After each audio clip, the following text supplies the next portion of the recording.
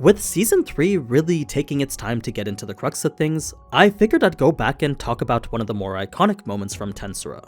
I never did get to do a full cut content for it, so while Season 3 builds itself up towards what I hope is a showdown between Masayuki and Rimuru, I want to share with you the true devastating nature of this.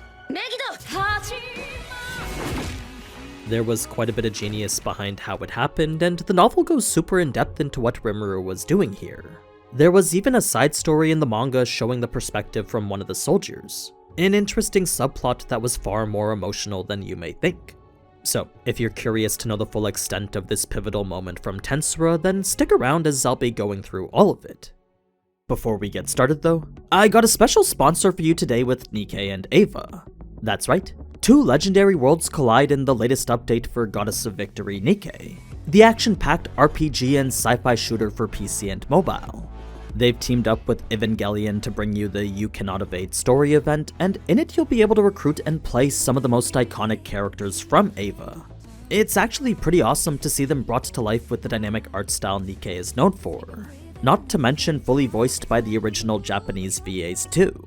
So, in addition to getting to recruit Asuka, Rei, Mari, and the free SR Misato, you can also enjoy a new dubbed plot from all your favorite characters, each of which come with their own unique skills and abilities, and all have special costumes to go along with their originals.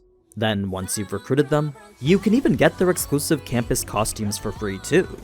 It's after you'll take them to face off against Nikke's gatekeeper, who now bears the terrifying form of Eva's Sixth Angel, a battle unlike any other now on their brand new 3D field map. So, if you want to fight with Rei and the others in this Evangelion-themed crossover, be sure to download Nikke today using the link down in the description. It's definitely one of the best RPG shooter games out there, and it's only made better by the amount of crossovers they do.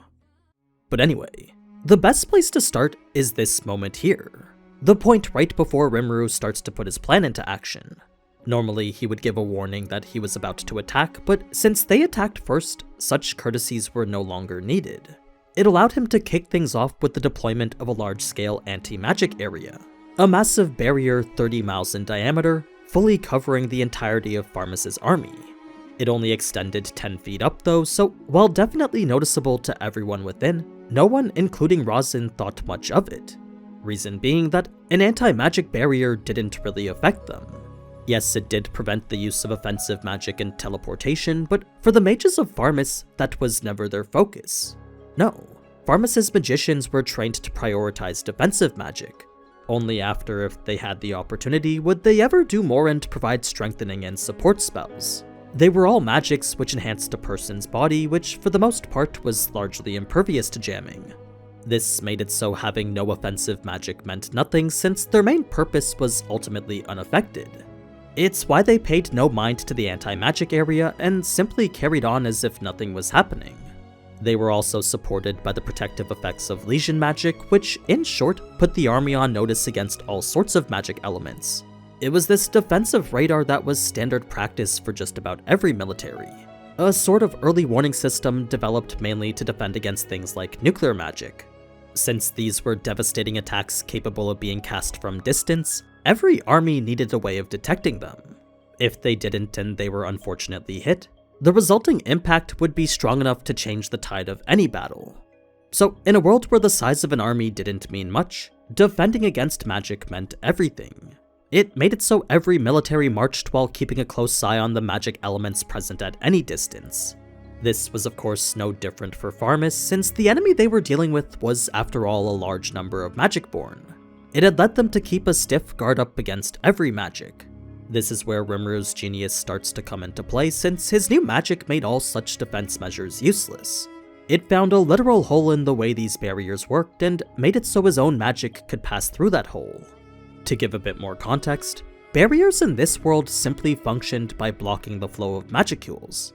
Since aspectual magic worked by intervening with the laws of physics through magicules, all one had to do to negate it was simply block those magicules. Prevent the magicules from entering and the magic will disperse right along with it. That being the case, unless a magic itself was stronger than the effects of the barrier, the magic wouldn't be able to apply its effects beyond the barrier. It was a core principle that was pretty much the same for elemental magic too. Since elemental magic intervened with physics through the power of spirits, all one needed to do to negate it was put up a barrier supported by a stronger spirit. Think of it like an arm wrestling match between elementals, a test of strength in which the stronger prevailed. So this was the way it worked with pretty much every magic. All you had to do was determine the principle behind which it operated, then implement something that could neutralize it. So, with that being exactly what Pharmus was doing, standard magic wasn't gonna work at all against them. They had too many layers of barriers protecting them against it. How then was Rimuru able to bypass all that? Well, that was with his new magic. A special type we like to refer to as physics magic because the output of it stems directly from the laws of physics. Not the magical manipulation of it like how spectral and elemental magic do, but rather a pure scientific application of it. This in turn makes the attack contain 0 magicules and allows it to pass through barriers like they weren't even there to begin with. It was a little something Rimuru came up with after his encounters with Charybdis and Hinata. That and his analysis of control magic, which helped him understand how the triggering of magic worked. Great Sage figured out all the smaller details, but the concept of an attack consisting of pure physical energy was for the most part Rimuru's. As for how it worked, well, the short version is that it reflected the sun into thousands of little laser beams. That was the end result, but the process getting there was a bit more complicated. So, first, thousands of water elementals are summoned then shaped into droplets, then each strategically positioned all around him. Just over a dozen are then shaped into the convex lenses we see here, mainly for the purpose of gathering sunlight. Those rays of light are then concentrated into the thinnest possible beams you can imagine, then refracted down towards the mirror-like droplets below. It's at this point that all the light is focused through a single point, condensed even further than channeled towards its target, resulting in a pencil-thin beam of sunlight exceeding several thousand degrees Celsius. So this was quite the devastating attack, only made stronger by the short time it took to set up, along with the shockingly minimal energy required to cast it. With the sun providing most of the energy behind its power, all Rimuru needed to do was recreate the lenses each time one was vaporized. A simple process of gathering water vapor and maintaining the water elementals. All in all, rebuilding a lens took less than 30 seconds, so launching a volley of airstrikes was very much feasible. He just needed to continuously gather water, then adjust his aim a bit. Aiming wasn't even that difficult either, since Magic Sense identified every soldier perfectly. It was nothing more than child's play to adjust the droplets and have them reflect the beams to where each soldier was most vulnerable. In fact, while death did come to each and every person equally, some were tormented longer than others. Rimuru was pretty eager to add to the chaos, so in order to make them despair even more, every now and then he'd deliberately aim at someone's arm, leg, or torso. He didn't kill them or put them out of their misery, but instead let them scream to make things more gruesome. He made it so that terror was a core part of the process. So, this was Rimuru's magic Megiddo, and it was a new magic which took the sun's energy, channeled it, refracted it, then unleashed it. An efficient AoE spell that dished out destruction in waves. The first flash of light killed over 1,000, then the next a whole nother 1,000. In an instant, panic was spread across the battlefield. No one had any idea what was happening, and of the ones who did eventually come to realize it, they would either beg for mercy or fall into panic. The once confident Knights of Pharmus were now broken. The manga actually highlights the perspective of one of these knights, and the way it's done is surprisingly emotional. It's its own side story focusing on him, a knight who's also the lone father of these 2 children. The initial premise builds upon the question of, is God real? To which we find out the knight doesn't think so. To him, no god would be cruel enough to take his kids' mother away from them. Fast forward now to the day of the massacre, and though the knight doesn't agree with Pharmus's motivations, he still fights because he has to. It was all he could do in order to protect his family. So, he neither fought for God nor the kingdom, since from what he could tell, the promises of both were empty. There was no true purpose behind the speech their king gave, and the sermon from their archbishop had 0 meaning either. No, the only reason this man fought was for his family. It didn't matter whether he agreed with the majority or not, since for him and the people that mattered most in his world, this was all necessary. It was a morally gray area highlighted by the rookie knight he was in charge of. Although the rookie found issue with what the majority fought for, the knight made it clear it was easiest to just turn a blind eye to it. It was then that the first wave of light started to hit, and in the process slaughtered everyone around him. Moments later would come his turn, but not instantly like all the others. A hit to the chest would knock him and his pendant over, leaving him struggling to reach for the only memento he had of his children. It was a peculiar act that somehow attracted the attention of Rimuru. This would lead him to fly over and investigate the pendant himself, revealing his full form to the knight laying in front of him. So the knight, now confronted by this harbinger of death, could do nothing but beg and plea for the sake of his family. If there was one last thing that he could possibly do for them, it was to repent for the sins he and his fellow knights committed and hope that that would be enough to spare the rest of the kingdom. Reason being that, despite the mask Rimuru was wearing, the knight could tell underneath was a tension tighter than anything. He knew that if the demon in front of him wanted to, he could very easily go after his family and everyone else. It was contrary to this knight's expectations, though, that Rimuru would instead do the unthinkable. He would give the knight back his pendant, whisper calmly into his ear, then put him out of his misery, albeit reluctantly.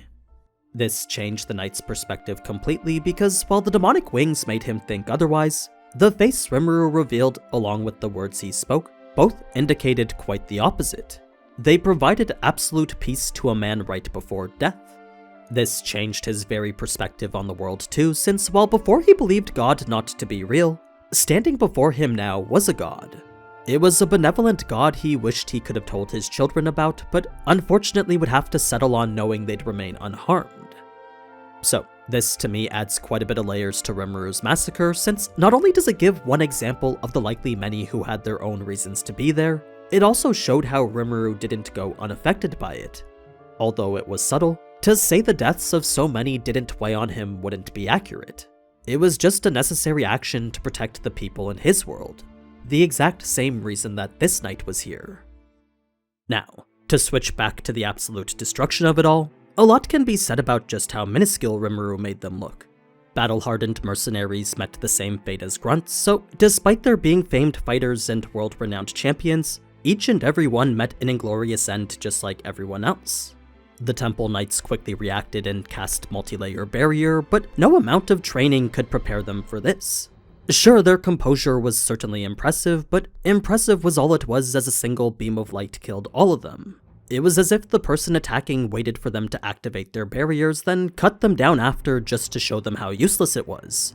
The noble knights were granted life the longest, since in an effort to seek out any escape that they could, they unsurprisingly began to attack each other.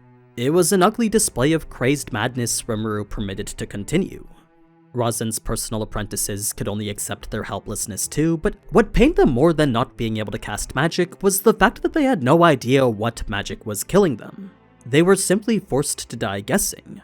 As students, all they wanted to do was know, but in the end, Rimuru wouldn't let them.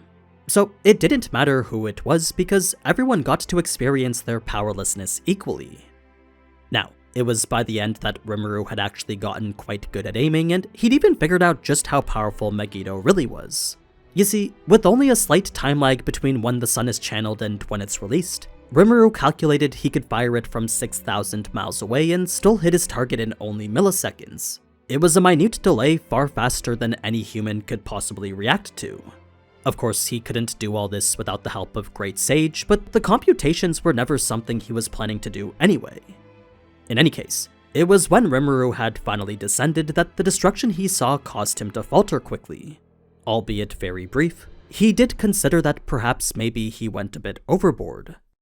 Now, the confrontation with the king was pretty much the same, minus a whole bunch of excuses that pissed Rimuru off even more. It led him to shoot off the king's leg too, leaving him maimed for the second time.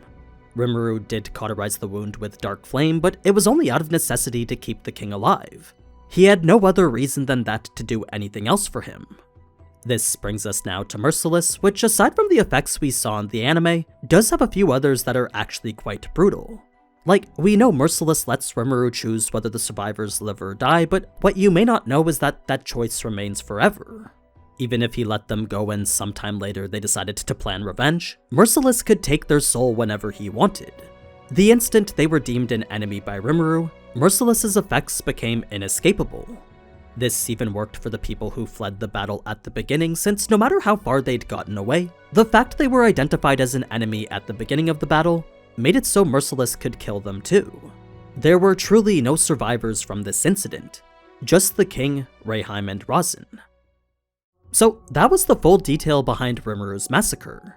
A show of power mostly necessary, but also just the slightest bit self-fulfilling. For me, I think it was just as much for revenge as it was to revive everyone.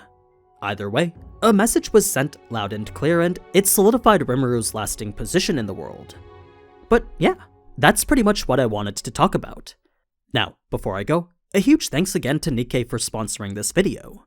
They've been a returning sponsor for quite some time now, so if you want to show them love and support the channel in the process, you can do so using the link down in the description. But anyway, as always, thank you so much for watching, and if you enjoyed this type of anime content, then you already know what to do. So, until next time, ciao!